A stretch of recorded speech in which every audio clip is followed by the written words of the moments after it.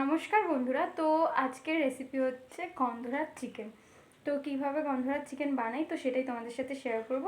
তো চলো দেখতে থাকো, আর ভিডিওটা লাস্টে গিয়ে কেমন লাগছে অবশ্যই কমেন্ট করে জানাবে। তো চলো তো চলে এলাম সোজা রান্নাঘরে আর দেখিয়ে দিলাম তোমাদের আলু ভাজা।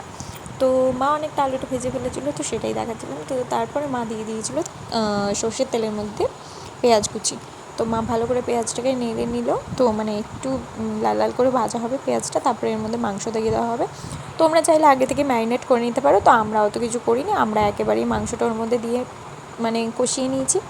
তো মাংসটা ভালো করে ধুয়ে রাখা ছিল, তো তারপরে আমরা ভালো করে মাংসটাকে নাড়িয়ে নিলাম।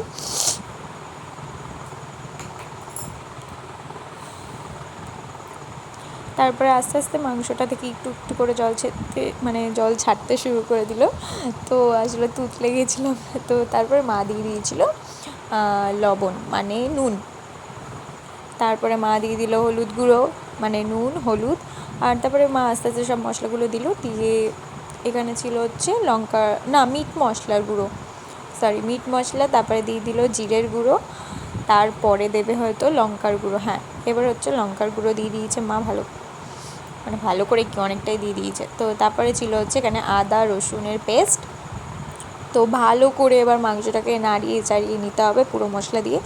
মাংসটাকে ভালো করে কষিয়ে নেবো আগে, তারপরে দেবো টক দই আর লেবুর রস, সেটা পরে দেবো। তো তোমাদের সাথে সেটাও শেয়ার করবো। তো ভালো করে মা এই যে মশলাটাকে ভালো করে মাংসের সাথে মিশিয়ে নিচ্ছে।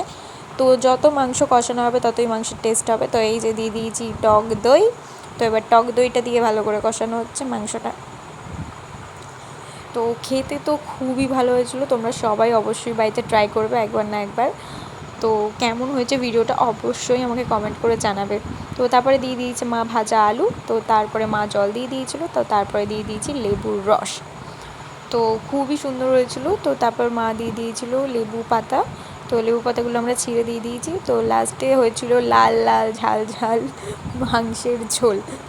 তো আমি তারপরে একটু ডেকোরেশন করেছিলাম ছোট্ট করে।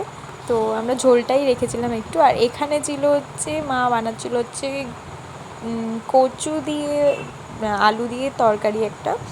তো তারপরে এই যে আমি তোমাদের দেখাচ্ছিলাম এই ঝোল, আমরা একটু ঝোল ঝোলই রেখেছি।